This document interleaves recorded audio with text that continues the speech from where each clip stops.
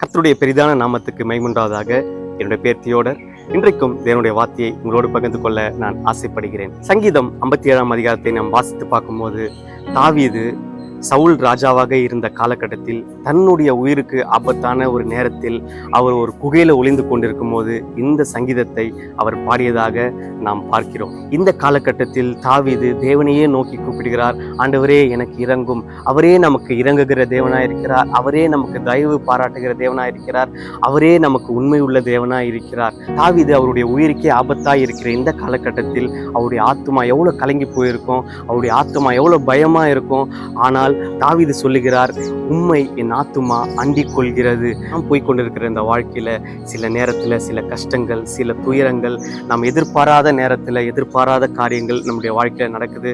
அப்ப நம்ம மிகவும் சோர்ந்து போயிடும். நாம் நம்முடைய ஆத்மாவை பார்த்து சொல்லலாமா, என்னுடைய ஆத்மாவே கலங்காதே, எதை குறித்தும் திகையாதே. அவர் நம்முடைய ஆத்மாக்கு இளைப்பாறுதல் தருகிற தேவனாயிருக்கிறார். அவர் நமக்காக யாவையும் செய்து முடிக்கிற தேவனாயிருக்கிறார். நம்முடைய வாழ்க்கையில எந்த நேரத்திலும் எந்த காலகட்டத்திலும் அவரே நமக்கு ஆத்தும நேசராயிருக்கிறார். நாம் அவருடைய பாதத்தை அண்டிக் கொள்ளும் போது, அவரை நாம் பற்றி கொள்ளும் போது அவர் நமக்காக யுத்தம் செய்கிற தேவனாயிருக்கிறார். எதை குறித்தும் கலங்காதீங்க, எதை குறித்தும் யோசித்துக் கொண்டிருக்காதீங்க. உங்களுடைய வாழ்க்கையில இந்த காலகட்டத்தில் ரொம்ப கலங்கி போயிருக்கலாம். இவ்வளவு வருஷங்கள் ஆயிடுச்சு, என்னுடைய வாழ்க்கையில தான் எப்படி நடக்க போகுதுன்னு நீங்க யோசித்துக் கொண்டிருக்கலாம். அநேகர் உங்க மேல வைத்திருந்த நம்பிக்கையை விட்டு இருக்கலாம். நீங்க கூட உங்க மேல வைத்திருந்த நம்பிக்கையை விட்டு இருக்கலாம். இதை கேட்டுக்கொண்டிருக்கிற அன்பான சகோதர சகோதரிகளே, நீங்களும் உங்களுடைய வாழ்க்கையில சில காரியங்கள் நடக்கல அப்படின்னு நீங்க ரொம்ப கலங்கி போயிருக்கலாம். எதை குறித்தும் கலங்காதீங்க. நம்முடைய ஆத்துமாவை நாம் அவரை பற்றி கொள்ளும் போது, அவரை நாம் அண்டிக் கொள்ளும் போது நமக்காக தேவன் பெரிய காரியங்களை செய்வார். அவர் உங்களுடைய வாழ்க்கையில ஒரு புதிய துவக்கத்தை ஏற்படுத்துகிற தேவனாய் இருக்கிறார். தாவீது சொல்லுகிறார், விக்கினம் கடந்து போகும் மட்டும். இந்த விக்கினம் என்றால் என்ன? நாம் ஒரு செயலை செய்து கொண்டிருக்கும் போது நம்முடைய வாழ்க்கையில சில தடைகள் வருதுல்ல, அதுதான் விக்கினம். நம்முடைய வாழ்க்கையிலும் சில தடைகள் வரும்.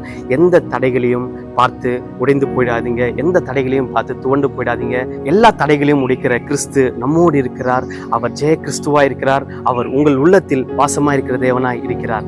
நாம் செய்ய வேண்டிய காரியம் இதுதான். நம்ம எந்த சூழ்நிலைகளா இருந்தாலும் கர்த்தருடைய செட்டையின் நிழலில் நாம் வந்து அடையும் போது அவர் நமக்கு பராமரிக்கிற தேவனா இருக்கிறார். அவர் நமக்கு பாதுகாக்கிற தேவனா இருக்கிறார்.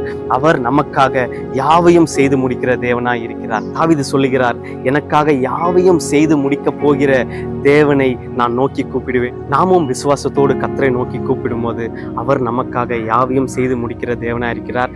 நாம் செய்ய வேண்டிய காரியம், நாம் விசுவாசத்தோடு இருப்போம், நம்பிக்கையோடு இருப்போம், ஒரு திட மனதாய் இருப்போம். கர்த்தர் நமக்காக யாவையும் செய்து முடிக்கிற தேவனா இருக்கிறார். தேவன் உங்களுடைய வாழ்க்கையில நீங்கள் எதிர்பார்த்து கொண்டிருக்கிற காரியத்தை அவர் செய்கிற தேவனா இருக்கிறார். நம்முடைய தேவன் சாதாரணமான தேவன் இல்லைங்க. நாம் எதிர்பாராத காரியங்களை கூட அதிசயமாக, ஆச்சரியமாக நம்முடைய வாழ்க்கையில் செய்ய அவர் மிகவும் உண்மை உள்ள தேவனாய் இருக்கிறார்.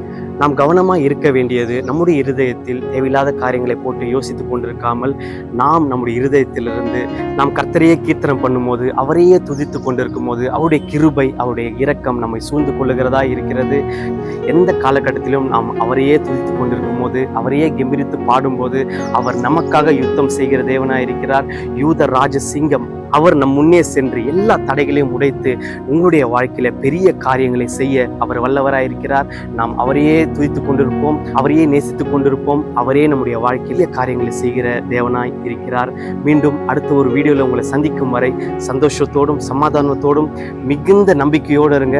கர்த்தர் உங்களுக்காக யாவையும் செய்து முடித்து பெரிய காரியங்களை செய்கிற அவர் உங்களுடைய வாழ்க்கையில பெரிய காரியங்களை, அதிசயமான காரியங்களை உங்களை காண செய்வார். கர்த்தருக்கே மகிமை உண்டாவதாக.